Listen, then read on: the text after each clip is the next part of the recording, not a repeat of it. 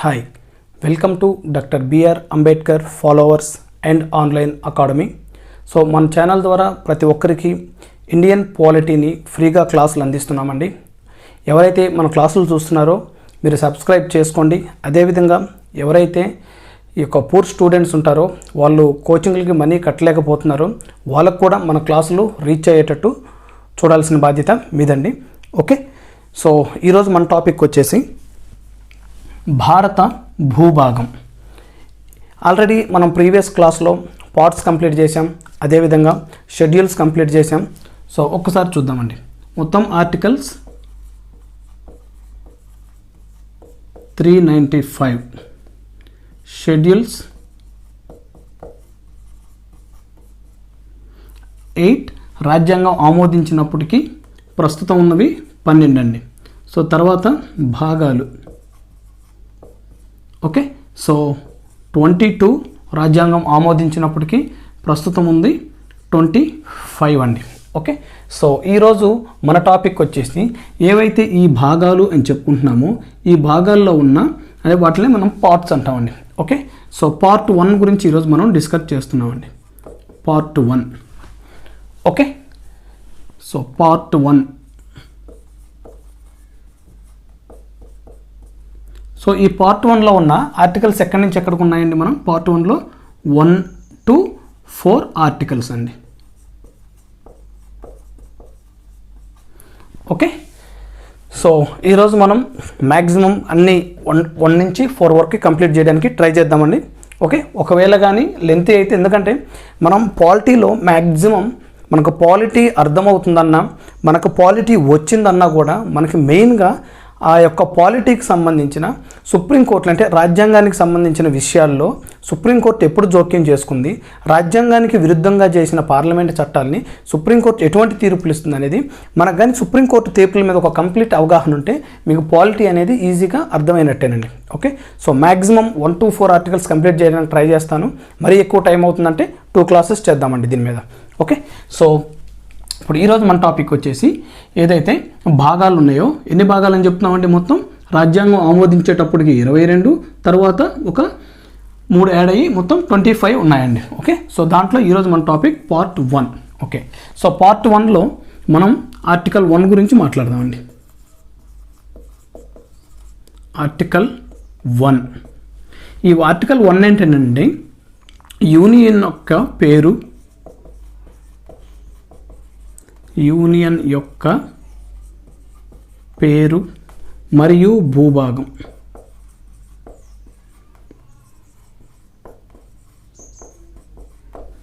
Okay, so first మనం అసలు ఏంటి ఈ ఆర్టికల్ 1 ఏంటి, ఈ ఆర్టికల్ 1కి సంబంధించిన కేసులు ఏమన్నా ఉన్నాయా వాటి గురించి మనం ఇప్పుడు డిస్కస్ చేద్దామండి.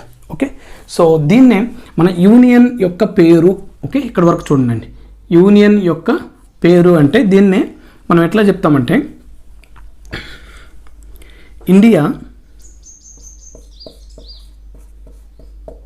India that is Bharat shall be A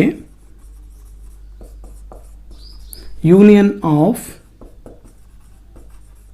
states.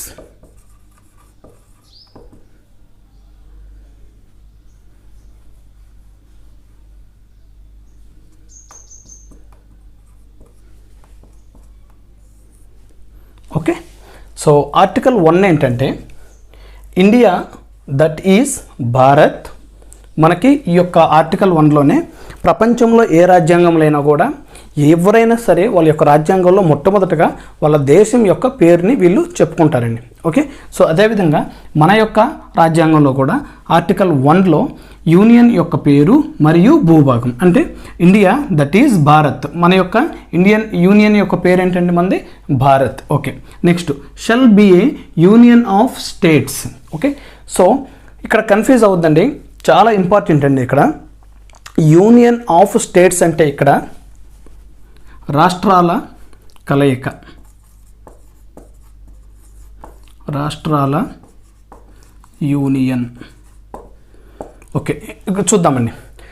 మనకి మీకు ఎగ్జామ్లో ఎవరైతే నేను మెయిన్గా ఎగ్జామ్ పాయింట్ ఆఫ్ వ్యూలో చెప్తున్నానండి, మనకి ఎక్కడ కూడా భారతదేశ రాజ్యాంగంలో సమైక్య అనే పదం ఎక్కడ కూడా యూజ్ చేయలేదండి.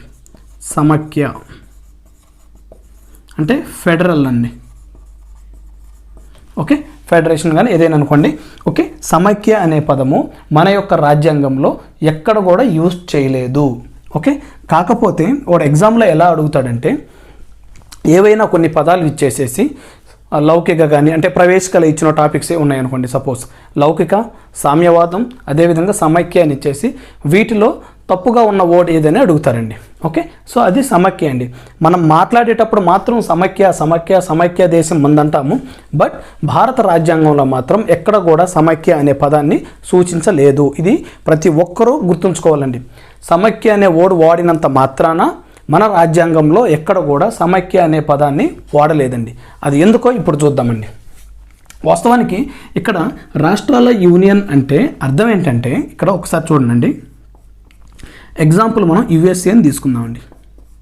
ఇక్కడ కెనడా. ఓకే, సో ఈ యుఎస్ఏలో విషయం ఏంటంటే వీళ్ళు స్టార్టింగ్లో వీళ్ళ యొక్క రాజ్యాంగం రచించుకున్నప్పుడు కానీ ఆమోదించినప్పుడు కానీ ఇక్కడ పేరు చూడండి, United states of America. States of America అంటే అర్థం ఏంటంటే కొన్ని రాష్ట్రాలు వచ్చేసి అవి అన్నీ కలిసి మనం ఒక యూనియన్గా ఉన్నామని చెప్పేసి వీళ్ళు ఏర్పాటు చేసుకున్నారండి. సో స్టార్టింగ్లో వీళ్ళు మొత్తం ఎన్ని ఉన్నారంటే అండి 13 రాష్ట్రాలు ఉన్నాయి. ఓకే, సో 13 రాష్ట్రాలు వచ్చేసి ఒక యూనియన్గా ఏర్పడ్డాయి అవి. రైట్, నెక్స్ట్ ప్రజెంట్ ఇప్పుడు వచ్చేసి ఇక్కడ దాదాపుగా అంటే మొత్తం 50 రాష్ట్రాలు ఉన్నాయండి. స్టార్ట్ అయిందేమో యుఎస్ఏ 13 రాష్ట్రాలతోటి, ప్రస్తుతం ఉన్న రాష్ట్రాలు వచ్చేసి 50 రాష్ట్రాలు ఉన్నాయి. సో ఈ 50 రాష్ట్రాల్లో వీళ్ళు ఏంటంటే ఇవి ఫెడరల్ కంట్రీస్ అండి, సమైక్య దేశాలు. ఇవి సమైక్య దేశాలు అంటే అర్థం ఏంటంటే ఇప్పుడు ఈ ఏవైతే 50 రాష్ట్రాలు ఉన్నాయో ఒకటి గుర్తుంచుకోండి. మీకు ఎప్పుడైనా సరే ఈ యుఎస్ఏ ఫ్లాగ్ కానీ మీరు చూసుంటే మీరు ఒకసారి ఆలోచించుకోండి. మీరు ఈ ఫ్లాగ్ కానీ చూసుంటే యుఎస్ఏది వాళ్ళ ఫ్లాగ్లో కొన్నేమో రెడ్ లైన్స్ ఉంటాయి, అదేవిధంగా పైన కొన్ని స్టార్స్ ఉంటాయండి. మీరు అబ్జర్వ్ చేయండి, ఆ స్టార్స్ వచ్చేసి మొత్తం 50 స్టార్స్ ఉంటాయండి వాళ్ళ యొక్క ఫ్లాగ్లో. ఆ 50 స్టార్స్ అర్థం ఏంటంటే ఇక్కడ ఉన్న ఈ 50 రాష్ట్రాలు. ఓకే, వాళ్ళ ఫ్లాగ్లో చూపించే ఆ యొక్క స్టార్స్ అర్థం ఏంటంటే ఒక్కొక్క స్టార్ వచ్చేసి ఒక్కొక్క రాష్ట్రం అండి. ఓకే, సో ఇవి ప్రస్తుతము 52 కూడా ఉన్నాయండి. కాకపోతే ఏవైతే ఈ +2 ఉన్నాయో ఇవి ఫెడరల్ కింద ఉన్నాయి కానీ స్టేట్ కింద లేవండి. ఓకే, సో అందువల్ల వీటిని ఎట్లా చూపిస్తారంటే 50+2గా చూపిస్తారండి. ఓకే, సో ఇది మనకి ఇక్కడ కాన్సెప్ట్ కాదు కాబట్టి మనకు అవసరం లేదు వాళ్ళ గురించి. మనం తెలుసుకోవాల్సింది ఏంటంటే ఎందుకు మన భారతదేశాన్ని రాష్ట్రాల యూనియన్ అన్నారంటే దీనికి మీ దగ్గర ఆన్సర్ ఉండాలి. సో దానికి ఆన్సర్ ఏంటంటే ఒకసారి చూడండి. ఫస్ట్ యుఎస్ఏ అని తీసుకుంటే ఇది సమైక్య దేశము. ఈ సమైక్య దేశంలో ఏంటంటే కేంద్రానికి అధికారం ఉంటుంది. ఈ సమైక్య గురించి చెప్తున్నానండి. కేంద్రానికి అధికారం ఉంటుంది, అదేవిధంగా రాష్ట్రాలకి అధికారం ఉంటుంది. ఓకే, కేంద్రానికి అధికారం ఉంటుంది, యాజ్ రాష్ట్రాలకు కూడా అధికారం ఉంటుంది. అయితే ఎప్పుడైనా సరే ఈ కేంద్రం కానీ ఈ రాష్ట్రానికి సంబంధించి ఏదైనా విరుద్ధంగా అంటే ఆపోజిట్గా కానీ ఏదైనా చట్టం చేస్తే కేంద్రము ఏవైతే ఈ 50 రాష్ట్రాలు అని చెప్పుకుంటున్నామో ఆ 50 రాష్ట్రాలు స్వచ్ఛందంగా ఈ యొక్క యునైటెడ్ నుంచి వాళ్ళు బయటకు వెళ్ళిపోవచ్చు. ఓకే, అంటే ఇక్కడ సమైక్య దేశం అంటే అర్థం ఏంటంటే కేంద్రానికి ఎంత పవర్ ఉంటుందో అంతే పవరు రాష్ట్రాలకు కూడా ఉంటాయి. ఓకే, సో వీళ్ళు వద్దు మాకు వీళ్ళు చేసే చట్టాలు మాకు ఇబ్బందిగా ఉన్నాయనుకుంటే వీళ్ళు బయటకు వెళ్ళిపోవచ్చండి. ఓకే, సో అందువల్ల ఇవి ఇక్కడ అంతా ప్రెసిడెన్సీ రూల్స్ అవన్నీ ఇక్కడే ఎక్కువ ఇంపార్టెన్స్ ఇస్తారండి. ఓకే, సో ఇక్కడ ఈ ఉన్న దేశాల్లో పార్లమెంటు సపరేట్గా ఉంటుంది, అదేవిధంగా అధ్యక్షుడు సపరేట్గా ఉంటాడండి. ఓకే, సో వీళ్ళు బాధ్యతాయుతమైన ప్రభుత్వాలు కావు. పార్లమెంటరీ ఎప్పుడైనా సరే బాధ్యతాయుతమైన ప్రభుత్వాలండి. ఓకే, సో ఓకే మనం ఈ పాయింట్కి వస్తే ఇప్పుడు ఈ సమైక్య దేశంలో రాష్ట్రాలకి అధికారం ఉంటుంది, అదేవిధంగా కేంద్రానికి కూడా అధికారం ఉంటుంది. Okay, right. ఇక మన దానికి వస్తే నేను కెనడా ఎందుకు అంటున్నానంటే మనము ఈ యొక్క యుఎస్ఏ యొక్క సిద్ధాంతాన్ని మన రాజ్యాంగంలో తీసుకోలేదు. మన యొక్క రాజ్యాంగంలో ఈ యూనియన్ ఆఫ్ స్టేట్స్ అనే పదం తీసుకోవడానికి కారణము కెనడా అండి. మనం కెనడా నుంచి తీసుకున్నాం. ఇవి అవిచ్ఛిన్న రాష్ట్రాలు.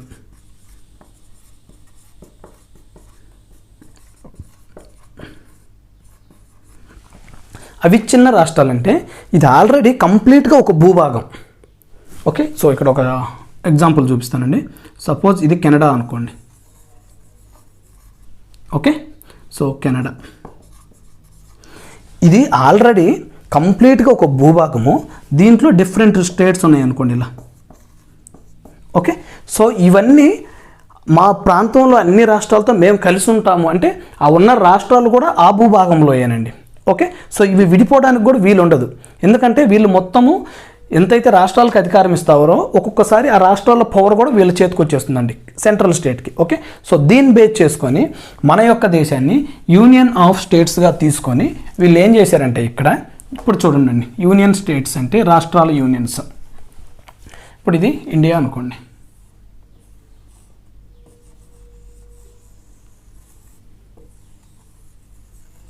ఓకే, సో ఇక్కడ డిఫరెంట్ కొన్ని రాష్ట్రాలు, ఆ టైంలో పాకిస్తాన్ కూడా మనకే కలిసి ఉంది. ఇక్కడ ఈ బంగ్లాదేశ్ ఇవంతా కూడా కొన్ని చిన్న చిన్న ప్రాంతాలు ఇవన్నీ అండి.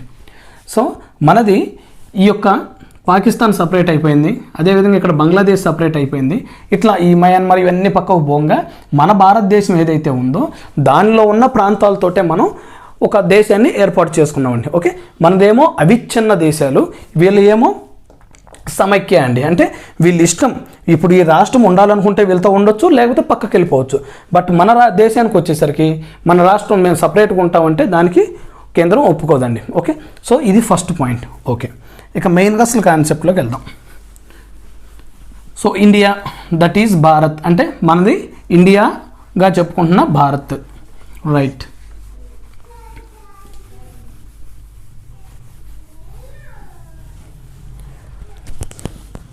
యూనియన్ యొక్క పేరు భారత్. రైట్, సో మరియు భూభాగం అంటే ఇక్కడ రాష్ట్రాల యూనియన్ అంటే దీంట్లో కేవలం మనం తీసుకునేది ఏవైతే రాష్ట్రాలు ఉన్నాయో రాష్ట్రాల భూభాగాలు మాత్రమే.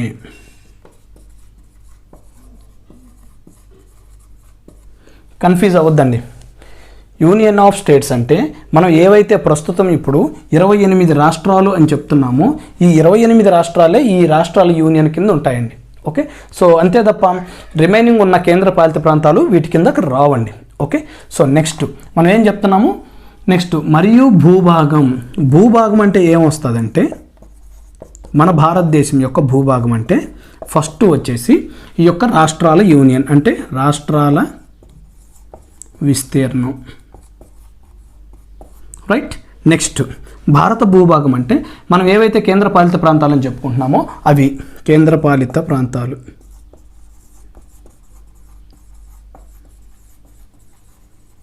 రైట్, నెక్స్ట్ మనము ఫ్యూచర్లో ఏవైనా కొన్ని భూభాగాలు మనం కలుపుకోవాలన్నా అంటే మనం ఫ్యూచర్లో పొందే ప్లేస్లు అన్నమాట. సో అటువంటివన్నీ ఇక్కడ చేర్చుకునే ప్రాంతాలు.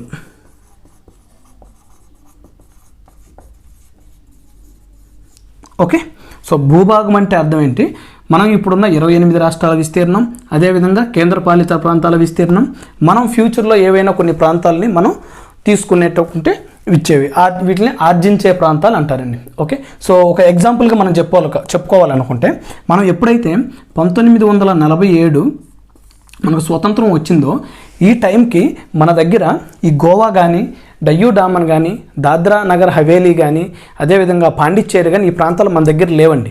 ఓకే, సో గుర్తుంచుకోండి 1947 నాటికి ఇక్కడ చేర్చుకునే ప్రాంతాలన్నా లేదా ఇంకా మీకు కరెక్ట్గా తెలియాలంటే ఆర్జించే ప్రాంతాలు. ఆర్జించే ప్రాంతాలు అంటే 1947కి మన దగ్గర లేని ప్రాంతాలు ఎగ్జాంపుల్ చూసుకుంటే గోవా పోర్చుగీస్ వారి చేతిలో ఉందండి, అదేవిధంగా డయ్యూ డామన్ పోర్చుగీస్ వారి చేతిలో, దాద్రా హవేలీ. సో ఇవన్నీ కూడా తర్వాత మనం వాళ్ళతో ఆ గవర్నమెంట్ తోటి కానీ మాట్లాడుకొని కానీ కొన్ని చర్చలు చేసుకొని వీళ్ళు తర్వాత ఈ ప్రాంతాలని మన భారత్లో కలిపారండి. ఓకే, సో ఇక్కడున్న గోవా కానీ ఇక్కడున్న పాండిచ్చేరి కానీ ఇంకా కొన్ని ప్రాంతాలు ఉన్నాయి, ఇవి నేను క్లియర్గా మీకు ఎక్స్ప్లెయిన్ చేస్తానండి. ఓకే, సో ఇక్కడ క్లియర్గా ఉండండి. భూభాగం అంటే రాష్ట్రాల విస్తీర్ణం, కేంద్రపాలిత ప్రాంతాలు, ఆర్జించే ప్రాంతాలు. సో యూనియన్ ఆఫ్ స్టేట్స్ అంటే కేవలం రాష్ట్రాల యొక్క విస్తీర్ణం గురించే మనం అక్కడ మాట్లాడతాం. Okay, right. ఇకపోతే అసలు ఈ యొక్క ఆర్టికల్ 1లో ఫ్యూచర్లో జాయిన్ చేసుకునే ప్రాంతాలు కానీ వీటన్నిటికి సంబంధించి ఒక ఇంపార్టెంట్ కేసు ఉంటుందండి. ఓకే, సో చాలా important case.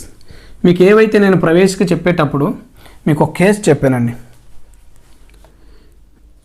SR Bommai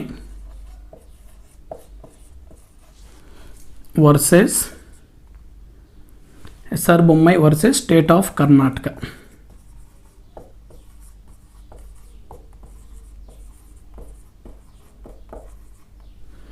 okay, చాలా ఇంపార్టెంట్ అండి. నేను ప్రతిసారి మీకు చెప్తున్నాను, మీకు పాలిటీ రావాలంటే ఫస్ట్ మీకు ఆ యొక్క కేసుల యొక్క బ్యాక్గ్రౌండ్ ఏం జరిగిందో వాటి మీద కానీ డెప్త్గా మీకు వస్తే మీకు ఆటోమేటిక్ పాలిటీ అనేది నేర్చుకోవటం కూడా చాలా ఈజీగా ఉంటుందండి. ఓకే, సో ఒకసారి చూద్దాం అసలు ఏంటి ఈ ఎస్ఆర్ బొమ్మాయి కేసుకి, అదేవిధంగా ఈ యొక్క ఆర్టికల్ 1కి అసలు సంబంధం ఏంటంటే, ఎప్పుడైనా సరే మనకి ఇప్పుడు కానీ క్రితం జరిగినవి కానీ ఇక ఫ్యూచర్లో కానీ మనకి లౌకికం మీద, లౌకిక అంటే సెక్యులరిజం అండి. నేను ప్రవేశికలో మీకు ఆల్రెడీ చెప్పాను, సామ్యవాదము, లౌకిక, సమగ్రత అనేది మనకి 1976లో వీళ్ళు ప్రవేశికలో జాయిన్ చేశారు. అంటే లౌకిక అంటే మతానికి సంబంధించి ఏదైనా విషయాలు, గొడవలు కానీ ఏదన్నా రాష్ట్రాల్లో అల్లర్లు కానీ సంబంధించినప్పుడు, అటువంటి అవసరం వచ్చినప్పుడు సుప్రీంకోర్టు అనేది ఈ కేసులో ఏమైతే తీర్పులు ఇచ్చారో వాటి గురించి ఈ కేసుని బేస్గా తీసుకుంటుందండి. ఓకే, నెక్స్ట్ సమైక్య. ఈ సమైక్య అంటే ఇప్పుడు దాకా నేను ఏదైతే యూనియన్ యొక్క పేరు కానీ ఏమని చెప్పానండి, India that is Bharat shall be a union of states. అంటే మన భారతదేశంలో ఎక్కడ కూడా సమైక్య అనే పదము రాజ్యాంగంలో చెప్పలేదు. బట్ కాకపోతే మనం అనువర్తించేవి కానీ మనం పనిచేసేది కూడా మొత్తం ఆ సమైక్య లక్షణాలతోటి మనం చేస్తున్నాం, కానీ సమైక్య అనేది మన రాజ్యాంగంలో లేదు. ఇది గుర్తుంచుకోవాలి మీరు. ఓకే, సో ఈ సమైక్య అనే పదానికి నిర్వచనంగా చెప్పాలన్నా కూడా ఈ కేసేనండి. ఈ కేసు నుంచే ఒక కంప్లీట్ ఒక అర్థం వచ్చేటట్టు వీళ్ళు చెప్పింది సమైక్య అన్నమాట. ఓకే, సో ఇక్కడ మనకు సమైక్య అనే వర్డ్ వచ్చింది కాబట్టి ఇటువంటి ఏవైతే ఇంపార్టెంట్ కేసులు ఉంటాయో అక్కడే ఆ ఆర్టికల్ అప్పుడు నేర్చుకుంటే మనకి ఒక కంప్లీట్గా మనకి కేసులు కంప్లీట్ అవుతాయి, అదేవిధంగా సబ్జెక్ట్ కూడా మీకు కంప్లీట్ అవుతుంది. ఓకే, ఇప్పుడు చూద్దాం సమైక్య. అదేవిధంగా ఇప్పుడు మనం ఏం చెప్తున్నాము, ఏదైతే పార్లమెంట్ ఉందో ఈ పార్లమెంట్లో ఏదైనా ఒక చట్టం చేస్తే ఈ చట్టం రాజ్యాంగానికి విరుద్ధంగా ఉంటే, రాజ్యాంగానికి విరుద్ధం, అప్పుడు సుప్రీంకోర్టు జోక్యం చేసుకోవచ్చా లేదా? అర్థమవుతుందండి. పార్లమెంట్ ఏదైనా ఒక చట్టం చేస్తే ఆ చట్టం అనేది రాజ్యాంగానికి విరుద్ధంగా ఉంటే ఆ టైంలో సుప్రీంకోర్టు ఆ యొక్క చట్టంని ఉంచాలా, తీసివేయాలా, లేదా కొట్టివేయాలనేది మనకి ఈ యొక్క కేసు నుంచే మనకి ఇంకా మంచిగా అర్థమవుతుందండి. ఓకే, అంటే జోక్యం చేసుకోవచ్చా లేదా. ఆల్రెడీ మీరు ఇంతకుముందు కేశవానంద భారతి కేసులో చెప్పారు సార్ మీరు 1973 ఏప్రిల్ 24 కంటే ముందు కేసులకి సుప్రీంకోర్టు జోక్యం చేసుకోదు, 1973 ఏప్రిల్ 24 తర్వాత కేసులో సుప్రీంకోర్టు జోక్యం చేసుకుంటుంది అని అన్నారు కదంటే, సో ఇది కరెక్టేనండి. ఈ 1973 ఇది కరెక్టే. సో ఇక్కడికి వచ్చేసరికి ఏంటంటే మెయిన్గా మనకి వీళ్ళు ఎందుకు సుప్రీంకోర్టు జోక్యం అంటే, ఇక్కడ మనం మాట్లాడే విషయము ప్రెసిడెంట్ రూల్ అండి. ఓకే, సో కొన్ని రాష్ట్రాలు రీసెంట్గా చూసాం, మనం ముంబైలో వీళ్ళు ప్రెసిడెంట్స్ రూల్ పెట్టాలని చూశారు. సో తర్వాత వాళ్ళు కొన్ని గవర్నమెంట్ ఫామ్ చేసుకున్నారు. సో ఇక్కడ మనం సుప్రీంకోర్టు గురించి మాట్లాడుతుంది ప్రెసిడెంట్ రూల్ గురించి అండి. ఓకే, ఇప్పుడు చూద్దాం అసలు ఏంటి ఈ యొక్క అంశాలు ఒక్కొక్కటిగా చూద్దామండి. అసలు ఏంటి ఈ ఎస్ఆర్ బొమ్మాయి కేసు ఏంటంటే, వాస్తవానికి ఇది ఒక కర్ణాటక సీఎం పేరండి. కర్ణాటకలో 1989లో ఒక సీఎం పేరండి. ఓకే, సో మరి ఏంటి ఈయన యొక్క చరిత్రను చూస్తే దీనికంటే ముందు మనం ఒక బ్యాక్గ్రౌండ్ చూద్దామండి. ఈ కేసుకి ఈ పేరు పెట్టడానికి యొక్క చరిత్ర ఏందో చూద్దాం. మనకి 1988లో నాగాల్యాండ్, 1988లో ఈ నాగాలాండ్ ప్రాంతంలో అంటే ఈ రాష్ట్రంలో వాళ్ళు ప్రెసిడెంట్ రూల్ని పెట్టారండి. ఓకే, ప్రెసిడెంట్ రూల్ అంటే రాష్ట్రపతి పాలన.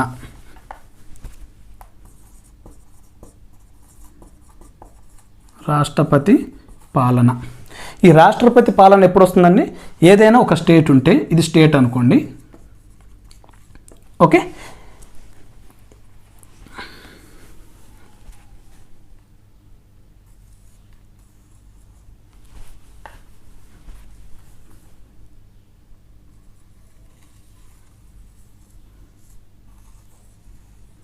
సో మనదే తీసుకుందామండి. ఇక్కడ టిఎస్ ఉంది, ఇక్కడ ఏపీ ఉందండి. ఇక్కడ ఏంటంటే ఈ ఏపీలో ఏవో కొన్ని మత ఘర్షణలు జరిగి కానీ, లేదా పక్కన వాళ్ళు ఎవరన్నా సముద్ర మార్గం ద్వారా వచ్చి ఇక్కడ ఏదన్నా విదేశీ శక్తులు కానీ దాడి చేసినా, లేదా ఇక్కడున్న ఈ ప్రాంతంలోని ప్రజలే ఈ యొక్క గవర్నమెంట్ మీద తిరుగుబాటు చేసినా, అంటే ఆ టైంలో ఆ రాష్ట్రంలో ఉన్న అసెంబ్లీ అనేది కంప్లీట్గా పని చేయలేకపోతే అప్పుడు మనకి ఏదైతే భారతదేశంలో కేంద్రం ఉందో వాళ్ళు యొక్క కౌన్సిల్ ఆఫ్ మినిస్టర్స్ వాళ్ళంతా మాట్లాడుకొని త్రూ రాష్ట్రపతి ద్వారా ఇక్కడున్న సీఎంని కొన్న పవర్స్ అన్ని తీసేసి, అంటే ఇక్కడున్న అసెంబ్లీని డిజాల్వ్ చేసి, అంటే ఇక అసెంబ్లీలో ఉన్న ఎమ్మెల్యేలుగా అందరినీ తీసిపడేసి ఆ రాష్ట్రం మొత్తం కూడా రాష్ట్రపతి పాలన కిందకు వస్తుందండి. ఓకే, సో ఈ యొక్క 1988లో నాగాలాండ్లో ఏదైతే గవర్నమెంట్ ఉందో ఆ గవర్నమెంట్ని వీళ్ళు డిజాల్వ్ చేసి సెంట్రల్లో రాష్ట్రపతి పాలనే వీళ్ళు విధించారండి. సో రాష్ట్రపతి విధించిన తర్వాత ఇక్కడ ఏదైతే ఈ గవర్నమెంట్ ఉందో ఈ గవర్నమెంట్ వచ్చేసి అక్కడున్న హైకోర్టుకి వెళ్ళారండి. గౌహతి హైకోర్టుకి వెళ్తే ఈ హైకోర్టు ఏం చెప్పింది? వీళ్ళకి ఆపోజిట్గా వీళ్ళు వేసిన ఈ కేసుని కొట్టిపడేసిందండి. ఓకే, ఇది 1988లో జరిగిన విషయం. Next 1989 SR Bommai Karnataka. Same ఇక్కడ కూడా 1989లో ఎవరైతే ఈ ఎస్ఆర్ బొమ్మాయి ఉన్నాడో ఇతను ఉన్న ఆ కర్ణాటక రాష్ట్రంలోని అసెంబ్లీలో ఇతను సీఎంగా ఉన్నాడండి. ఆ సీఎంగా ఉన్నప్పుడు ఇతని దగ్గర ఎవరైతే మంత్రులు ఉంటారో వాళ్ళు వేరే పార్టీలోకి వెళ్ళిపోయి, లేదా అతను గవర్నర్ దగ్గరికి వెళ్ళేసి మాకు ఈ ఎస్ఆర్ బొమ్మాయి గవర్నమెంట్ ఏదైతే ఉందో, అంటే వీళ్ళది ఏదో ఒక పార్టీ ఉంటుందండి, ఆ పార్టీ అనేది దాంట్లో సభ్యులు ఎక్కువ లేరు కాబట్టి ఆ పార్టీ అనేది పడిపోతుంది. సో అని చెప్పేసి ఈ ఎస్ఆర్ బొమ్మాయి దగ్గర క్యాబినెట్లోని మంత్రులు వెళ్ళేసి అక్కడున్న గవర్నర్ని కలుస్తారండి. ఓకే, సో రాష్ట్రపతి పాలన అంటే డైరెక్ట్ గవర్నర్ వచ్చి ఇక్కడ చేయడండి. రాష్ట్రపతి పాలన అంటే రాష్ట్రపతి వచ్చి మన స్టేట్లో చేయడండి. ఇక్కడ ఎవరైతే గవర్నర్ ఉంటారో ఈ గవర్నర్ రిపోర్ట్ ఇస్తే అప్పుడు రాష్ట్రపతి ఎంటర్ అవుతాడు. ఓకే, చూద్దాం దాని సంగతి కూడా. సో ఇప్పుడు ఇక్కడ ఉన్న ఈ ఎస్ఆర్ బొమ్మాయి క్యాబినెట్లో వాళ్ళు వెళ్ళేసి గవర్నర్ని కలిస్తే గవర్నర్ వెళ్ళేసి సెంట్రల్కి చెప్పారు, వాళ్ళు ఇక్కడ రాష్ట్రపతి పాలన, పిఆర్ అంటే ప్రెసిడెంట్ రూల్ అండి. ఓకే, సో దాన్నే రాష్ట్రపతి పాలన అంటారు. సో ఇతను ప్రెసిడెంట్ రూల్ని ఇక్కడ ఏర్పాటు చేశాడండి. So same as it is ఇక్కడ ఏం జరిగిందో కర్ణాటకకు సంబంధించిన వీళ్ళు వెళ్ళేసి అక్కడ ఉన్న హైకోర్టులో వీళ్ళు దాని గురించి అప్లై చేస్తే అది కోర్టు అనేది కేసు కొట్టివేసిందండి. ఓకే, సో ఇది పక్కన పెట్టేద్దాం. 1989 నెక్స్ట్ 1991 మేఘాలయ. సేమ్ రిపీట్ అండి. ప్రెసిడెంట్ రూల్ ఇక్కడ వీళ్ళు పెట్టారు, వీళ్ళు కూడా కోర్టుకు వెళ్ళారు, ఆ కోర్టు కూడా కొట్టేసిందండి. సో ఇకపోతే 1992లో మీ అందరికీ తెలిసిన కేసేనండి, బాబ్రీ మసీద్ కేసు. బాబ్రీ మసీద్. ఓకే, సో ఈ బాబ్రీ మసీదుని ఇక్కడ కూల్చివేసిన ఈ టైంలో వీళ్ళు కూడా సుప్రీంకోర్టుకు వెళ్ళారండి. ఓకే, సో ఒక్కసారి మీరు ఈ కేసులు ఆలోచించండి. ఇక్కడ ఏంటండి, ఈ కర్ణాటక కానీ మేఘాలయ కానీ ఇక్కడ నాగాలాండ్ కానీ ఇదేమో ఇవన్నీ స్టేట్స్ అంటే రాష్ట్రాలు, రైట్. సో వీటికి ఈ ప్రెసిడెంట్ రూల్ని పెట్టే బాధ్యత ఎవరిదండి? కేంద్రానిది, రైట్. సో ఇవి రెండిటి యొక్క పని ఏంటి ఇక్కడ? దీన్నే మనం సమైక్యలో ఎలా చెప్తున్నాము? సమైక్య అంటే ఇక్కడ కేంద్రానికి అధికారం ఉంటుంది, అదేవిధంగా రాష్ట్రానికి అధికారం ఉంటుంది. బట్ కాకపోతే రాష్ట్రాలకి ఇష్టం వచ్చినప్పుడు, అంటే ఈ కేంద్రం చేసే పనులు నచ్చకపోతే రాష్ట్రాలు సపరేట్గా బయటికి వెళ్ళిపోయి వాళ్ళు పరిపాలించుకోవచ్చు. కానీ ఇక్కడ మన భారతదేశంలో ఉన్న సమైక్య ఏంటంటే ఇక్కడ కేంద్రానికి అధికారాలు ఉన్నాయి, అదేవిధంగా జాగ్రత్త గుర్తుంచుకోండి. సమైక్య అని అక్కడ చాలామంది కన్ఫ్యూజ్ ఉంటుంది. మళ్ళీ ఒకసారి చెప్తాను, గుర్తుంచుకోండి. మన భారతదేశంలో సమైక్య వ్యవస్థ ఎలా ఉంటుందంటే కేంద్రానికి అధికారం ఉంటుంది, అదేవిధంగా రాష్ట్రానికి కూడా అధికారం ఉంటుంది. రైట్. ఫస్ట్. సెకండ్ పాయింట్ వచ్చేసి అలా అని చెప్పేసి రాష్ట్రాలకి ఇబ్బందిగా ఉన్న చట్టాలు కేంద్రం చేసినప్పుడు ఓకే, సో ఈ రాష్ట్రాలు అనేవి మన భారతదేశాన్ని వదిలేసి మేము వేరుగా సపరేట్గా పరిపాలించుకునే అవకాశం మనకు లేదండి. ఓకే, సో ఇక్కడ ఉన్న సమైక్య వేరు, అక్కడ ఉన్న యూఎస్ఏలో సమైక్య వేరండి. ఓకే, సో ఇక్కడ రాష్ట్రానికి అధికారాలు ఉన్నాయి, కేంద్రానికి అధికారాలు ఉన్నాయి. బట్ కాకపోతే సో కొన్ని సందర్భాల్లో ఇటువంటి సిచ్యువేషన్స్ వచ్చినప్పుడు కేంద్రాన్ని పై చేయి అవుతుందండి. ఇటువంటి సమైక్యం అంది. ఓకే, సో ఇప్పుడు చూడండి, ఇక్కడ మనం రాష్ట్రానికి కేంద్రానికి మధ్య అధికారాలను మాట్లాడుతున్నాము అంటే అర్థం ఏంటండి, సమైక్యనేనా. ఓకే, సో నెక్స్ట్ ఈ 3 కేసులకు వచ్చేసరికి ఇక్కడికి వచ్చేసరికి బాబ్రీ మసీద్ అంటే ఇది కంప్లీట్గా ఒక మతానికి సంబంధించింది. అంటే ఇక్కడ మనం మాట్లాడుతుంది లౌకిక అంటే సెక్యులరిజం గురించి ఇక్కడ మనం మాట్లాడుతున్నామండి. సో ఈ 1992లో ఏదైతే బాబ్రీ మసీద్ ఉందో అప్పట్లో ఉన్న రాజస్థాన్ కానీ మధ్యప్రదేశ్ అదేవిధంగా హిమాచల్ ప్రదేశ్. ఓకే, సో ఈ 3 రాష్ట్రాల్లో బీజేపీ గవర్నమెంట్ ఉందండి. ఓకే, సో రాజస్థాను, మధ్యప్రదేశ్, హిమాచల్ ప్రదేశ్లో ఆ టైంలో బీజేపీ గవర్నమెంట్స్ ఉన్నాయి. వీళ్ళు ఏం చేశారంటే ఇక్కడ ఎప్పుడైతే ఈ బాబ్రీ మసీదును కూల్చివేశారో ఆ టైంలో వీళ్ళ ఈ యొక్క రాష్ట్రాల్లో అనేవి అలజడులు స్టార్ట్ అయినాయి. అంటే ఇక్కడ ఎక్కువైతే అల్లరముక్కలు ఎక్కువయ్యాయో సో ఈ రాష్ట్రంలో పరిపాలన సరిగా లేదని చెప్పేసి వాళ్ళు ఏం చేశారు, సెంట్రల్ ఇక్కడున్న ఈ ప్రభుత్వాలని డిజాల్వ్ చేసేసి వాళ్ళు ప్రెసిడెంట్ రూల్ని ఇక్కడ పెట్టారండి. ఓకే, సో వీళ్ళు కూడా సేమ్ యాజ్ ఇట్ ఈజ్ సుప్రీంకోర్టుకి వెళ్ళారండి. అంటే ఆ స్టేట్లో ఉన్న హైకోర్టుకి వెళ్ళారండి. ఓకే, సో ఫస్ట్ డైరెక్ట్ వీళ్ళు సుప్రీంకోర్టుకి వెళ్ళరండి, ఆ స్టేట్లో ఉన్న హైకోర్టుకి వెళ్ళి అక్కడ న్యాయం జరగకపోతే అప్పుడు సుప్రీంకోర్టుకి వెళ్తారండి. ఓకే, ఇక్కడ చూద్దాం. ఇప్పుడు వీళ్ళు ఏం చేసిందంటే సుప్రీంకోర్టు దీనికి ఒక సపరేట్ కేసు, దీనికి ఒక సపరేట్, దీనికి ఒక సపరేట్ అని కాకుండా ఇటువంటి కేసులు అన్నిటినీ కలిపి వాళ్ళు ఒక సింగిల్ జడ్జ్మెంట్ ఇద్దాము, ఇవన్నీ కూడా సేమ్ ప్రాసెస్. ఇక్కడ ఏమవుతుందంటే కేంద్రం అనేది అక్కడ వాస్తవానికి రాష్ట్రంలో నిజంగా ఇబ్బంది ఉందా లేదనే తర్వాత విషయం అండి, దాని గురించి కూడా చెప్తాను. సో ముందు ఇది కంటిన్యూ చేద్దాం. ఓకే, సో ఈ 4 కేసుల్ని బేస్ చేసుకొని ఏదైతే SR Bommai versus state of Karnataka అని ఉందో ఇప్పుడు ఇది ఒక కర్ణాటక సమస్య కాదు, ఇక్కడ నాగాలాండ్ ఉంది, ఇక్కడ మనకి బాబ్రీ మసీద్ ఉంది, మేఘాలయ, సో ఇన్ని ప్లేస్లు ఉన్నాయి. కాబట్టి ఈ కేసుని సుప్రీంకోర్టు ఎట్లా చెప్పిందంటే SR Bommai versus state of Karnataka కాకుండా యూనియన్ ఆఫ్ ఇండియా 1994లో తీర్పునిచ్చిందండి. ఓకే, సో అసలు ఆ తీర్పు ఏంటో ఇక్కడ చూద్దాం. ఇప్పుడు సుప్రీంకోర్టు ఇచ్చిన తీర్పు ఏంటి,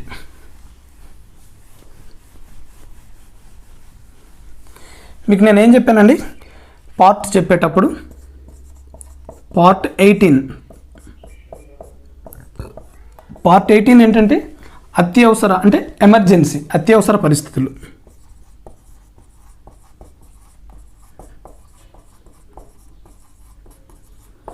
ఆర్టికల్స్ ఏమేమి ఉంటాయండి, article 350 to article 360. Okay, so ఈ యొక్క యూనియన్ కేసులో మనం ఇక్కడ మెయిన్గా ఇక్కడ డిస్కస్ చేస్తామని ఎక్కడ ఏ ఆర్టికల్స్కి ఇబ్బంది జరిగాయి. ఓకే, సో ఈ పార్ట్ 18లో అత్యవసర పరిస్థితుల గురించి 352 నుంచి 360 వరకు అవి ఏంటో చూద్దామండి. Article 352, article 356, article 360. ఇక్కడ ఆర్టికల్ 352 అంటే ఏంటండి, జాతీయ అత్యవసర పరిస్థితులు. జాతీయ అత్యవసర పరిస్థితులు. ఈ జాతీయ అత్యవసర పరిస్థితులు ఎప్పుడు వస్తాయంటే ఒక 3 కండిషన్లో వస్తాయండి. ఓకే, సో ఇప్పుడు మనం ఏం చెప్పాము, ఇక్కడ రాష్ట్ర ప్రభుత్వం ఒకటి చేస్తుంది, ఆ దేశంలో ఉన్న ఆ రాష్ట్రంలో ఉన్న ప్రజలు కానీ అక్కడ ఏవో అల్లర్లు జరుగుతున్నాయండి. ఓకే, అల్లకల్లోలాలు. అటువంటప్పుడు జాతీయ అత్యవసర పరిస్థితుల్లో వీళ్ళు భారతదేశం మొత్తాన్నైనా యాక్షన్ తీసుకోవచ్చు, లేదా ఆ కొన్ని ప్రాంతాలకు మాత్రం, ఇప్పుడు సపోజ్ మన ఏరియా అయితే ఏది ఉందో అది ఒక బీహార్ అనుకోండి, బీహార్ ప్రాంతంలో వరకైనా యాక్షన్ తీసుకోవచ్చు. అంటే ఇక్కడ జాతీయ అత్యవసర పరిస్థితులు ఆర్టికల్ 352లో ఏ కండిషన్లు అంటే యుద్ధం వచ్చినప్పుడు కానీ, ఓకే, విదేశీయులు మన మీద దాడికి దిగినప్పుడు కానీ, విదేశీయులు అదేవిధంగా మన భారతదేశంలోని మన సైనికులే తిరుగుబాటు చేసినప్పుడు, ఇవి ఎక్కువగా మీకు పాకిస్తాను, ఇటువంటి మన ఆఫ్ఘనిస్తాను, ఇక్కడ చూడండి ప్రధానమంత్రి ఉన్నా కానీ లేదా ఆ కొన్ని దేశాలకి ప్రెసిడెంట్ అంటే అధ్యక్షుడు ఉన్నా కూడా అక్కడున్న సైనికులంతా ఈ యొక్క అధ్యక్షుడి మీద తిరుగుబాటు చేస్తారండి. ఓకే, సో అటువంటి సైనికులు తిరుగుబాటు.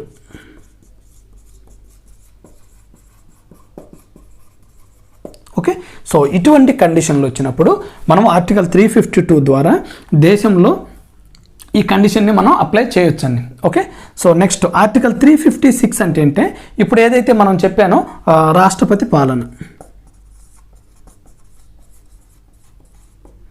ఇవి రెండు చాలా దగ్గరగానే ఉంటాయండి.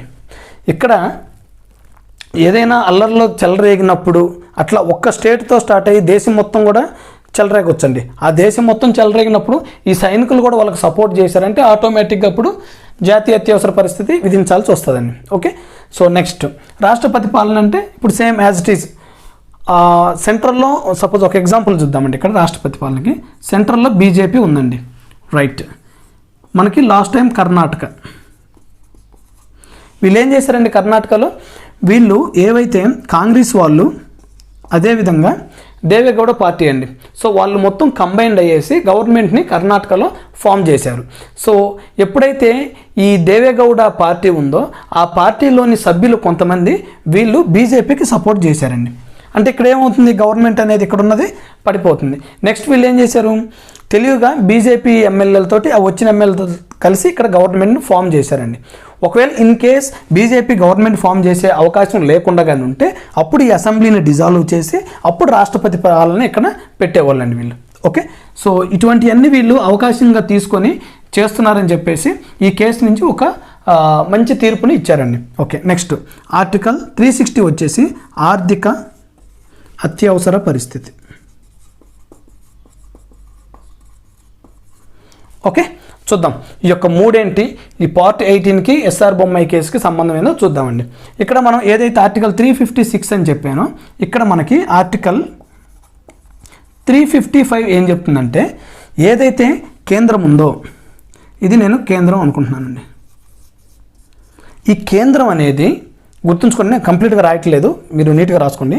ఈ కేంద్రం అనేది ఎప్పుడైనా సరే విదేశీయుల యొక్క దాడి జరిగిన, విదేశీయుల దాడి అండ్ రాష్ట్రాలను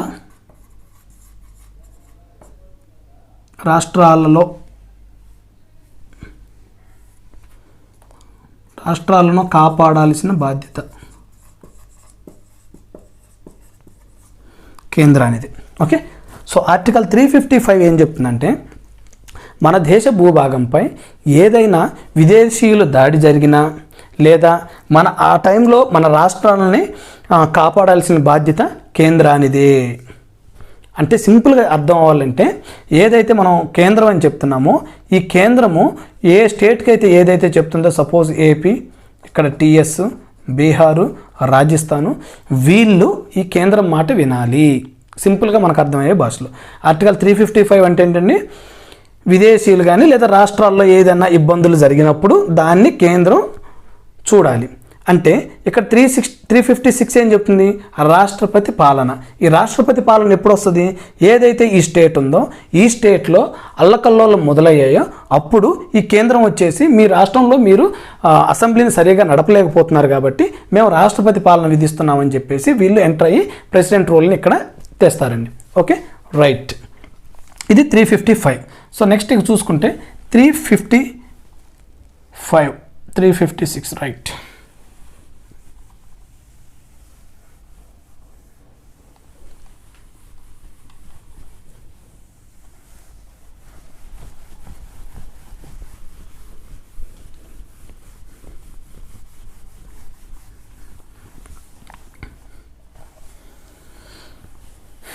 ఇప్పుడు చూద్దామండి. ఇప్పుడు 356 ఆర్టికల్. సో దీని ప్రకారం ఏంటండి, రాష్ట్రపతి పాలన, ప్రెసిడెంట్ రూల్ని మనం విధించవచ్చు. అయితే ఇప్పుడు ఈ జరిగిన ఈ సంఘటనలన్నిటిలో సుప్రీంకోర్టు ఇచ్చిన తీర్పులను చూద్దామండి. మీరు రాష్ట్రపతి పాలనని పెట్టుకోండి, తప్పులేదు. ఫస్ట్ చూడండి, రాష్ట్రపతి పాలన మీరు పెట్టుకోండి, తప్పులేదు.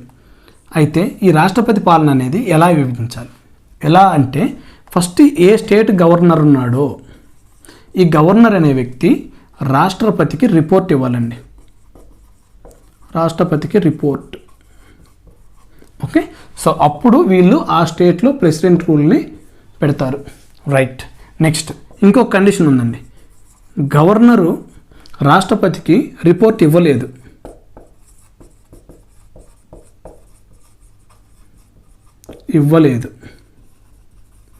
ఈ కండిషన్లో కూడా వాళ్ళు రాష్ట్రపతి పాలనని పెట్టొచ్చండి. ఓకే, సో ఈ సుప్రీంకోర్టు ఏమని చెప్తుందంటే మీరు ఈ యొక్క రాష్ట్రాలలో మీరు ప్రెసిడెంట్ రూల్ని పెట్టుకోండి, మాకు ఎటువంటి అభ్యంతరం లేదు. ఎందుకంటే సుప్రీంకోర్టు అనేది అన్ని విషయాల్లో జోక్యం చేసుకోకూడదు.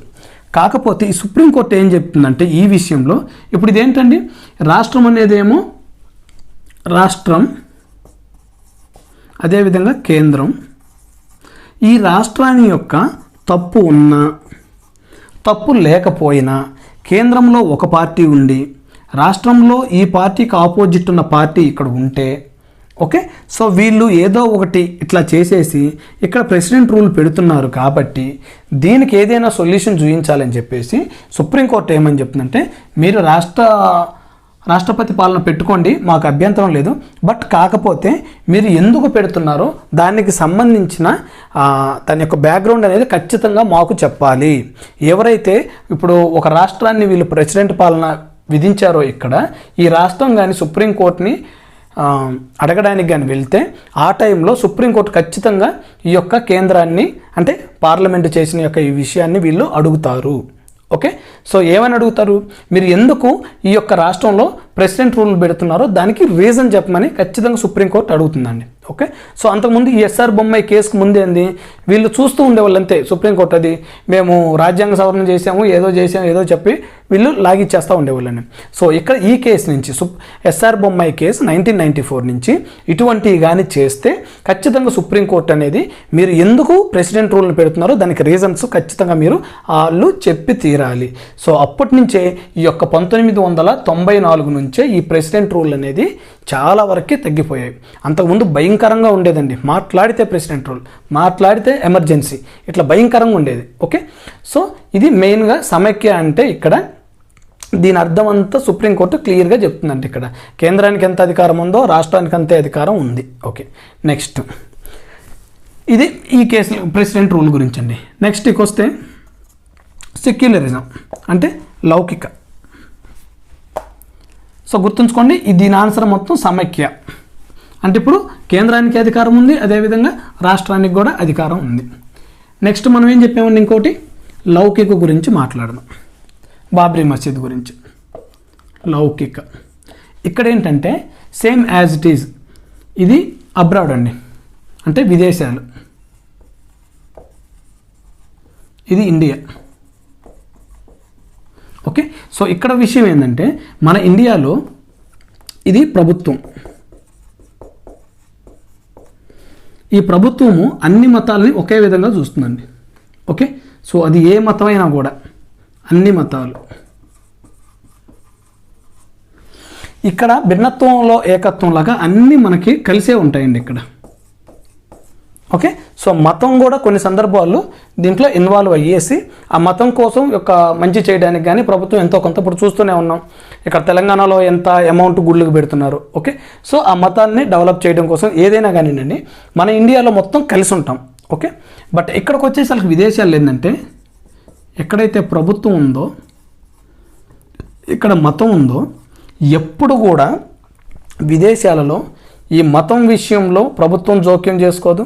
అదేవిధంగా ఈ యొక్క ప్రభుత్వము కానీ లేదా మతం కానీ ప్రభుత్వ విషయంలో జోక్యం చేసుకోదండి. అసలు ఇవి రెండు సపరేట్ అండి. వీళ్ళు ఒక రకంగా చెప్పాలంటే అసలు మాట్లాడరు, అక్కడంతా ఈక్వల్ అనేది ఉంటుంది.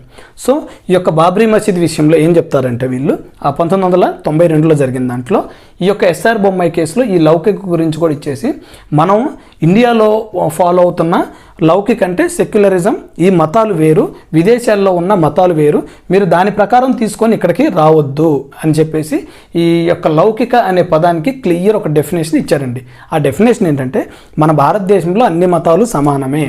ఓకే, సో ఇవి రెండు మ్యూచువల్ అండర్స్టాండింగ్తో నడుస్తూ ఉంటాయి ఇండియాలో. ఓకే, సో ఈ ఎస్ఆర్ బొమ్మాయి కేసులో మెయిన్గా మీరు తెలుసుకోవాల్సింది ఈ యొక్క లౌకిక గురించి, నెక్స్ట్ సుప్రీంకోర్టు ఆ యొక్క విషయాల్లో ఇన్వాల్వ్ అవుతుందా లేదని తెలుసుకోవాలి.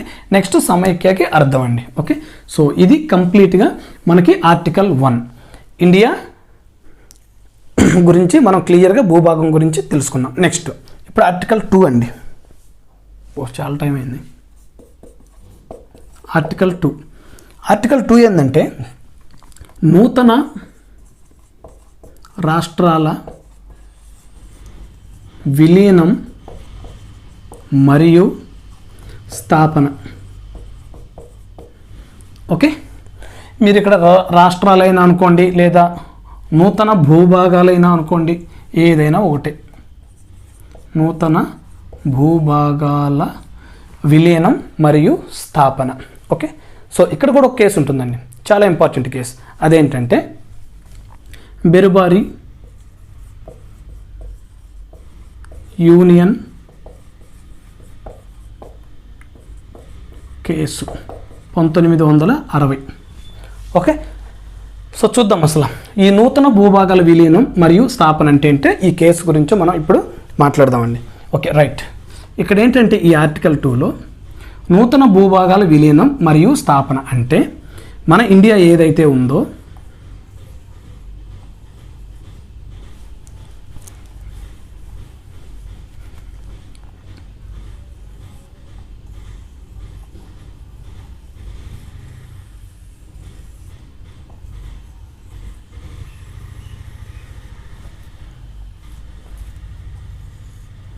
ఓకే, ఇప్పుడు చూద్దామండి.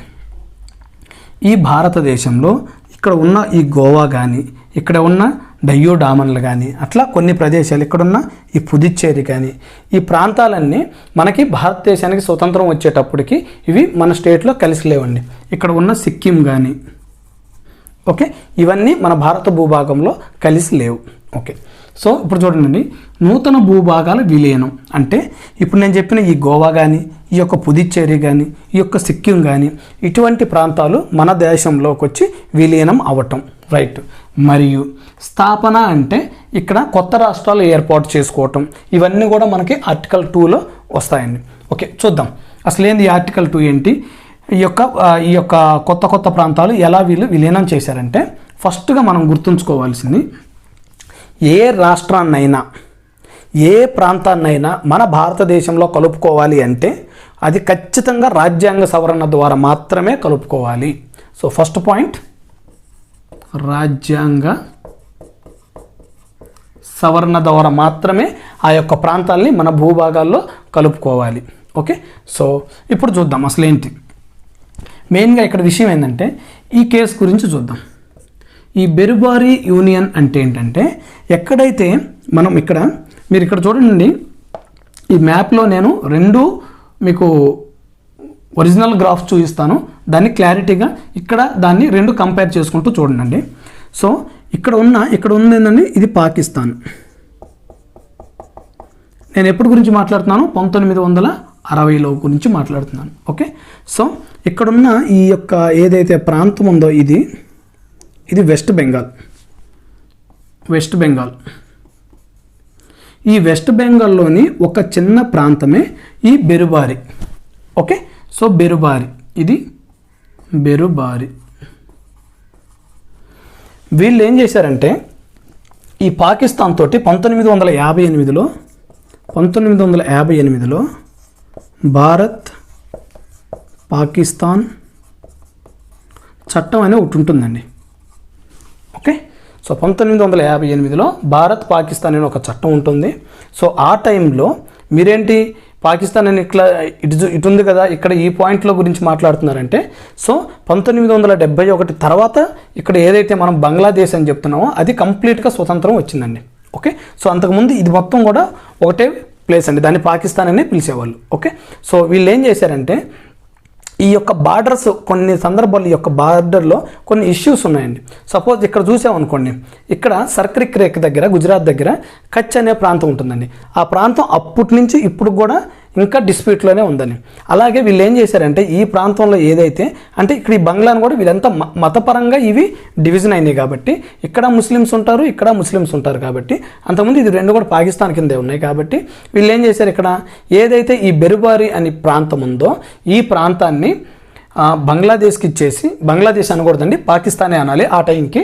సో పాకిస్తాన్కి ఇచ్చేసి ఆ పాకిస్తాన్ నుంచి మనం ఒక ప్రాంతాన్ని తీసుకున్నామండి. ఆ ప్రాంతం పేరు ఇంపార్టెంట్, ఇక్కడ ఉంటుందండి, అది కూడా ఇక్కడ ఉంటుంది. దాని పేరు వచ్చేసి కచ్ బీహారీ, కుచ్ బీహారీ. ఓకే, సో ఈ కుచ్ బీహారీ అనే ప్రాంతాన్ని ఈ యొక్క పాకిస్తాన్ నుంచి మనం తీసుకొని మన దగ్గర ఉన్న ఈ బెరుబారి అనే ప్రాంతాన్ని ఈ యొక్క పాకిస్తాన్కి ఇచ్చారండి. ఏ చట్టం ద్వారా? భారత్ పాకిస్తాన్ చట్టం ద్వారా. అయితే దీంట్లో ఇష్యూ ఏముందండి? మీరు ఒకరి ప్రాంతాన్ని ఒకరు మార్చుకున్నారు కదా, దీన్ని ఎందుకు ఇంత ఇష్యూగా చెప్తున్నారు? ఈ కేసు ఎందుకు అంత ఫేమస్ అయిందంటే ఇక్కడ విషయం ఏంటంటే మన రాజ్యాంగంలో ఏమని చెప్పారు ఇక్కడ? నూతన భూభాగాల విలీనం అంటే ఏవైతే కొత్త ప్రాంతాలు వస్తాయో అవి మనం కలుపుకుంటున్నాం, మరియు స్థాపన అంటే మనం కొత్త రాష్ట్రాలను ఏర్పాటు చేసుకుంటున్నాం. అంతే తప్ప రాజ్యాంగంలో ఎక్కడా కూడా మీరు ఒక ప్రాంతాన్ని వేరే దేశానికి ఇచ్చేయండి అని చెప్పి రాజ్యాంగంలో ఎక్కడా లేదు. సో అది మెయిన్ కేసు అండి. ఓకే, సో ఇప్పుడు మనము ఈ యొక్క ప్రాంతాన్ని వాళ్ళకి ఇవ్వాలా వద్దనేది రాజ్యాంగంలో చెప్పలేదు కాబట్టి ఈ యొక్క కేసుకి అంత ఇంపార్టెన్స్ ఉందండి. ఈ కేసు నుంచి వీళ్ళు ఏం చేశారంటే ఓకే, వీళ్ళు ఏదైతే నూతన భూభాగాల విలీనం అని చెప్పారో, నూతన భూభాగాల విలీనం అంటే పక్క ప్రాంతం నుంచి మన ప్రాంతంలోకి ఆ ప్రదేశం కలుస్తున్నట్టు. అదేవిధంగా ఈ కేసులో వీళ్ళు ఇచ్చిన తీర్పు ఏంటంటే మనం ఆ ప్రాంతాలని కలుపుకునే రైట్స్ మనకి రాజ్యాంగం కల్పించింది కాబట్టి అదేవిధంగా మనం కూడా మన ప్రాంతాలని వేరే దానికి ఇవ్వచ్చు, అంటే ఈ రాజ్యాంగ సవరణ చేసి మన ప్రాంతాన్ని వేరే వాళ్ళకి ఇవ్వచ్చు అని చెప్పేసి ఈ కేసు నుంచి మనము ఈ బెరుబరి అనే ప్రాంతం ఏదైతే ఉందో ఇది భారతదేశమైన ప్రాంతాన్ని ఈ యొక్క పాకిస్తాన్కి ఇచ్చేసి అదేవిధంగా పాకిస్తాన్ ప్రాంతం ఏదైతే ఉందో అక్కడ ఈ కుచ్ బీహారీ అనే ప్రాంతాన్ని మన ఇండియా వాళ్ళు తీసుకోవడం జరిగిందండి. ఓకే, సో ఈ కేసు నుంచి ఏ కేసు చేయాలన్నా కూడా అది రాజ్యాంగ సవరణ ద్వారా చేయాలి. ఓకే, సో అందువల్ల ఈ కేసు మొట్టమొదటి కేసు కాబట్టి అంత ప్రాముఖ్యత ఉంది. బెరుబారి చూడండి, బెరుబారి అనేది ఒక ప్రాంతము, యూనియన్ అనేది ఈ యొక్క ఒక ప్రదేశం అనుకోండి. ఓకే, ప్రదేశం కాదు మొత్తం కంబైన్. ఓకే, సో ఈ యొక్క యూనియన్ది 1960లో అంత ఇంపార్టెన్స్ ఉంది దీనికి. Okay, so clear. సో ఇక్కడ పాకిస్తాన్ అని మీరు కన్ఫ్యూజ్ అవ్వద్దండి. 1971 తర్వాత అనుకుంటా ఈ యొక్క బంగ్లాదేశ్కి ఇండిపెండెంట్ వచ్చింది. ఓకే, సో అంతకుముందు వరకు దాన్ని పాకిస్తాన్ అనే పిలిచేవాళ్ళు. సో ఇది బెరుబారి యూనియన్ కేసు. అయితే దీని ద్వారా జరిగిన నెక్స్ట్ ఏమేమి జరిగింది ఒకసారి చూద్దామండి. ఇది ఇప్పుడు నేను ఏదైతే చెప్పానో ఈ భారత్ పాకిస్తాన్ చట్టం అనేది ఇది ఒకసారి చూద్దాం. ఈ బెరుబారి ఏ రాజ్యాంగ సవరణ ద్వారా వీళ్ళు పాకిస్తాన్కి ఇచ్చారు?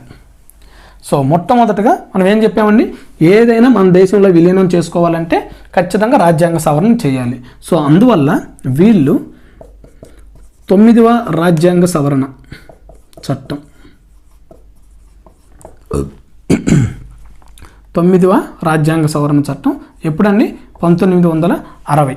ఓకే, సో 1960లో వీళ్ళు ఏదైతే ఇప్పుడు మనం చెప్తున్నామో బెరుబారి ప్రాంతాన్ని పాకిస్తాన్కి ఇచ్చారు.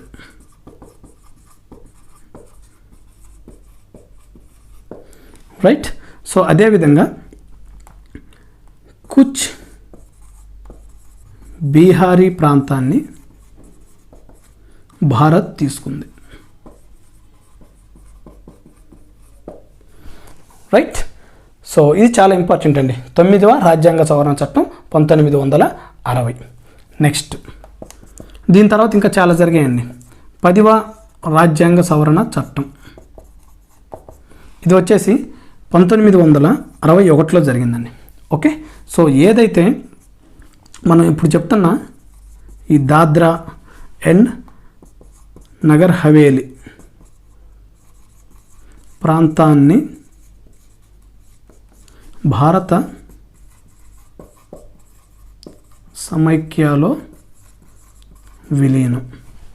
ఓకే, సో మనం ఏం చెప్పామండి, 1947 వరకు మనకి ఏవైతే భూభాగాలు ఉన్నాయో అవి కాకుండా తర్వాత వచ్చే ప్రతి ఒక్క ప్రాంతాన్ని మనము రాజ్యాంగ సవరణ ద్వారానే ఇక్కడ మనం చేర్చాలి. అయితే ఈ రాజ్యాంగ సవరణలో కూడా కండిషన్ ఏంటంటే ఇక్కడ 2 కండిషన్లు ఉంటాయండి రాజ్యాంగ సవరణలో. ఏదైతే మనం రాజ్యాంగ సవరణ ద్వారా ఒక ప్రాంతాన్ని మన కాడ చేరుస్తున్నామో అది ఉంటే రాష్ట్రంగా ఏర్పడాలి, లేదా కేంద్ర పాలిత ప్రాంతంగా ఏర్పడాలి. ఓకే, సో ఈ రాజ్యాంగ సవరణలో ఈ 2 కండిషన్లు పక్కా ఫాలో అవ్వాలండి. ఒకటి రాష్ట్రంగా ఏర్పడాలి మనం తీసుకునేది, లేదా కేంద్ర పాలిత ప్రాంతంగా అయినా ఏర్పడాలి. ఓకే, సో ఈ 1961లో ఈ దాద్రా నగర్ హవేలీ ప్రాంతాన్ని భారత సమైక్యలో విలీనం చేసుకున్నారు. నెక్స్ట్ 12వ రాజ్యాంగ సవరణ. ఇది వచ్చేసి 1962 అండి. ఓకే, సో ఈ 62లో ఏదైతే గోవా ప్రాంతం ఉందో, గోవా, డయ్యూ డామన్ సేమ్ భారత సమైక్యలో విలీనం. నెక్స్ట్ ఇకపోతే 14వ రాజ్యాంగ సవరణ. 14 వచ్చేసి 1962. ఓకే, సో ఇక్కడ మెయిన్గా ఈ యొక్క 14వ రాజ్యాంగ సవరణలో మీరు తెలుసుకోవాల్సింది పుదుచ్చేరి గురించి అండి. పుదుచ్చేరిని మన యొక్క భారత సమైక్యలో విలీనం చేశారండి. ఓకే, సో ఈ యొక్క పుదుచ్చేరి గురించి కొంచెం ఎగ్జామ్లో అడిగే ఛాన్స్ ఉంటుంది కాబట్టి కొంచెం గుర్తుంచుకోండి. పుదుచ్చేరి అనేది ఒక ప్రాంతం కాదండి. పుదుచ్చేరి 4 ప్రాంతాలను కలిసి ఉంటుంది. మీరు పుదుచ్చేరి అయినానండి, పాండిచ్చేరి అయినానండి, అంతా ఒకటేనండి. ఓకే, సో మాహి ఇది కేరళలో ఉంటుందండి. నెక్స్ట్ యానం ఇది ఆంధ్రాలో ఉంటుంది. నెక్స్ట్ కారైకుల్ ఇది తమిళనాడులో ఉంటుందండి. మాహి, యానం, కారైకుల్, పుదుచ్చేరి ఇది తమిళనాడులో ఉంటుంది. ఓకే, సో ఈ 4 ప్రాంతాలను కలిపే మనం పుదుచ్చేరి లేదా పాండిచ్చేరి కేంద్రపాలిత ప్రాంతంగా చెప్తామండి. ఓకే, సో 14వ రాజ్యాంగ సవరణ చట్టం ద్వారా 1962లో పుదుచ్చేరిని మన యొక్క యూనియన్లో జాయిన్ చేశారండి. ఓకే, సో నెక్స్ట్ ఇక ఇవన్నీ చూసుకుంటే అసలు ఇవన్నీ నేను చెప్పడానికి కారణం ఏంటంటే ఇక్కడ అంత అవసరం లేకపోయినా కూడా ఇక్కడ మన మెయిన్ ఏమని చెప్పానండి, రాజ్యాంగ సవరణ ద్వారా చేస్తే అది కూడా ఒకటి రాష్ట్రంగా ఉండాలి, లేదా కేంద్ర పాలిత ప్రాంతంగా అయినా ఉండాలి. ఇవన్నీ ఏదో ఒకటి రాష్ట్రంగానో కేంద్ర పాలిత ప్రాంతంగానో ఉన్నాయండి. ఓకే, సో నేను ఇవన్నీ చెప్పడానికి కారణం ఏంటంటే సిక్కిం గురించి మనం ఇక్కడ మాట్లాడాలండి. సిక్కిం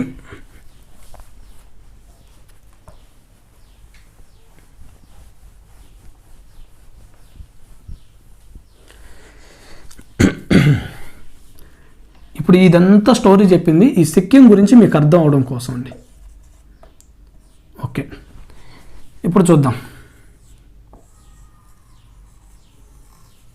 ఇక్కడ సిక్కిం ఉందండి, ఇట్లా తీసుకుందాం. ఇక్కడ సిక్కిం.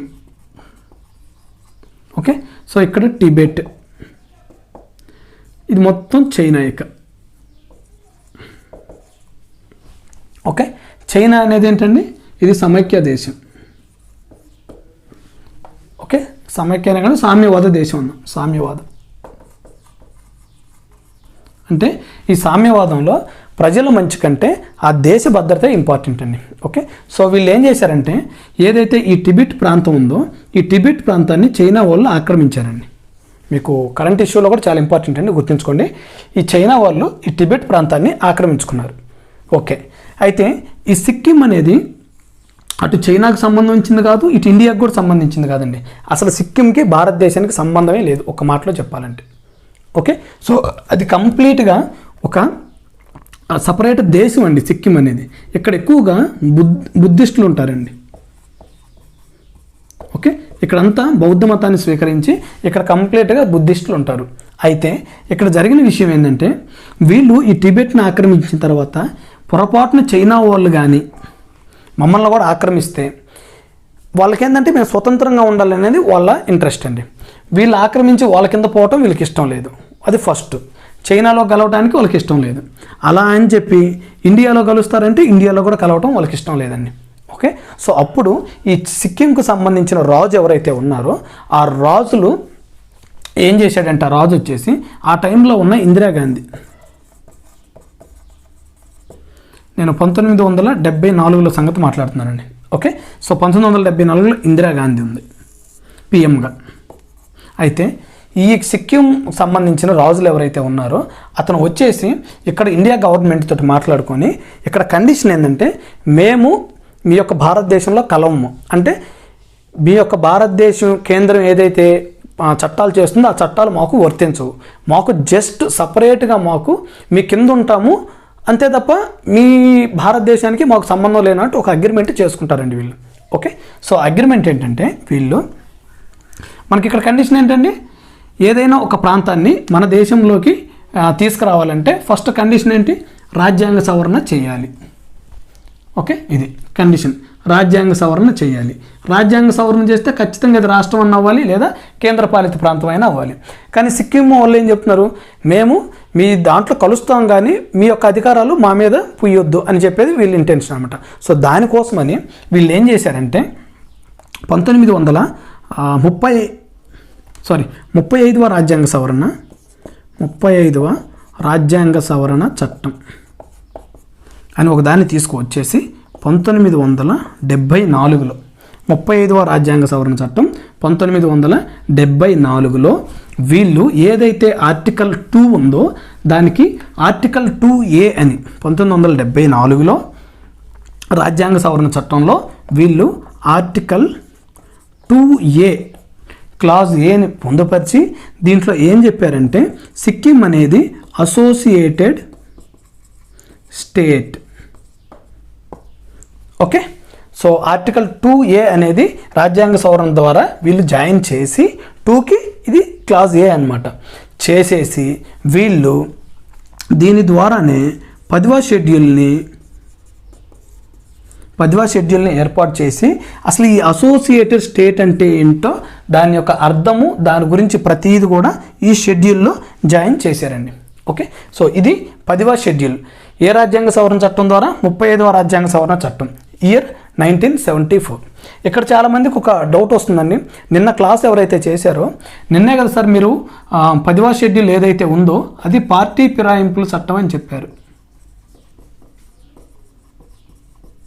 ఎవరు ఆ టైంలో తీసుకొచ్చింది ఎవరు, రాజీవ్ గాంధీ. ఇయర్ 1985 52వ రాజ్యాంగ సవరణ చట్టం. చాలామంది కన్ఫ్యూజన్ ఉంటుందండి. ఓకే, సో ఇక్కడేమో 1974లోనే 10వ షెడ్యూల్ తెచ్చారన్నారు, ఇక్కడ మళ్ళీ 52వ రాజ్యాంగ సవరణ చట్టం అంటున్నారు. ఏది కరెక్ట్ అనేది మీరు ఒకసారి చూడండి అండి. ఇక్కడ దీనికి అర్థం ఏంటంటే వీళ్ళు 35వ రాజ్యాంగ సవరణ చట్టం చేసి 1974లో సిక్కింని భారత భూభాగంలో కలిపి దానికి సపరేట్గా ఆర్టికల్ 2A అని పెట్టేసి అసోసియేట్ స్టేట్ అనేదాన్ని ఒకదాన్ని ఇచ్చి దానిని 10వ షెడ్యూల్ అనే ఒక షెడ్యూల్ని మళ్ళీ జాయిన్ చేసి 9వ షెడ్యూల్ ఏంటంటే ల్యాండ్ రిఫార్మ్స్, భూ సంస్కరణలు. 10వ దాన్ని వీళ్ళు ఇక్కడ ఈ యొక్క షెడ్యూల్ని ఏర్పాటు చేసి ఈ యొక్క 2Aని దీంట్లో పెట్టారు. Okay, right. తర్వాత ఏమైందంటే వీళ్ళు ఎప్పుడైతే భారత భూభాగంలో జాయిన్ అయ్యారో అప్పుడు భారతదేశంలో చాలామంది ప్రజల మధ్య ఒక వ్యతిరేకత భావన ఏర్పాటైందండి. అసలు ఇంత పెద్ద భారతదేశము, ఇంత చిన్న ప్లేస్ అయిన సిక్కింని వాళ్ళు చెప్పినట్టు మనం ఫాలో అవటం ఏంటి, వాళ్ళకి రక్షణ మనం కల్పించడం ఏంటి అంటే ఇక్కడ భారతదేశం పౌరుండాలి కానీ సిక్కిం వాళ్ళు చెప్పినట్టు భారతదేశం వింటం ఏందని చెప్పి చాలామంది ప్రజల్లో వ్యతిరేకత వచ్చిందండి ఆ టైంలో. సో దానికి ఆన్సర్ ఏంటంటే ఇక్కడ మన వాళ్ళు కొంచెం తెలియక మాట్లాడతారు కానీ ఇప్పుడు ఇది ఉందనుకోండి, ఇక్కడ సిక్కిం ఉంది. ఓకే, ఈ ప్రాంతాన్ని కానీ మనం సేఫ్గా మన సైడ్ కానీ తెచ్చుకోకపోతే ఈ చైనా అనేది అటాక్ చేస్తుందండి. ఈ ప్రాంతం కానీ వాళ్ళ చేతిలో ఉంటే చిన్నగా భారతదేశాన్ని కూడా నరుక్కుంటూ వచ్చేస్తుందండి.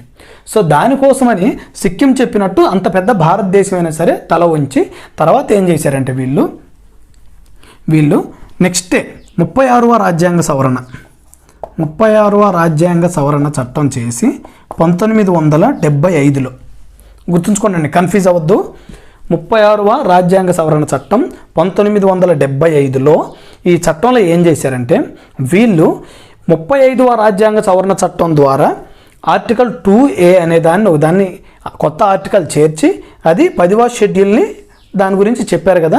ఈ యొక్క 36వ రాజ్యాంగ సవరణ చట్టంలో ఈ ఆర్టికల్ 2A అనేది తొలగించబడింది. ఆర్టికల్ 2A తొలగించబడిందంటే ఈ అసోసియేట్ స్టేట్ అనేది కూడా లేదు. ఇక ఈ అసోసియేటెడ్ స్టేట్ అనేదే లేనప్పుడు ఈ 10వ షెడ్యూల్ ఎక్కడ ఉంటుందండి? ఈ 10వ షెడ్యూల్ ఏముంది? అసోసియేట్ స్టేట్కి సంబంధించిన డేటానే ఇక్కడ ఉంది. సో ఆటోమేటిక్గా ఈ షెడ్యూల్ కూడా క్లోజ్ అయిపోతుంది. ఓకే, సో 36వ రాజ్యాంగ సవరణ చట్టం 1975లో వీళ్ళు సిక్కింకి రాష్ట్ర హోదా ఇచ్చారు. ఓకే, సో ఇది దీని వెనకున్న చరిత్ర అండి. అందువల్లే మనం ఇన్ని కేసులు కానీ ఇన్ని యొక్క రాజ్యాంగ సవరణలను చేయాల్సి వచ్చింది. సో మీకు గుర్తుండాల్సింది మొదటగానే వీళ్ళు రాష్ట్రానికి ఒప్పుకొని ఉంటే అసలు ఈ డిస్టర్బెన్స్ అంతా ఉండేది లేదండి. ఓకే, సో అలా ఉండడం వాళ్ళకి ఇష్టం లేదు కాబట్టి ఇప్పుడు మనకి సిక్కిం అనే ప్రాంతం మన భూభాగంలో ఉండాలి కాబట్టి భారతదేశం అప్పుడు నిదానంగా స్టెప్స్ ఆలోచించి స్టెప్ వేసి 1975లో సిక్కిం రాష్ట్రం అనేది ఒక రాష్ట్ర హోదాగా ఇచ్చారండి. ఓకే, సో ఇప్పటికే టైం చాలా అయిందండి. ఓకే, సో నెక్స్ట్ క్లాస్లో రిమైనింగ్ ఆర్టికల్ 3 and 4 కంప్లీట్ చేద్దాం. Okay, thank you.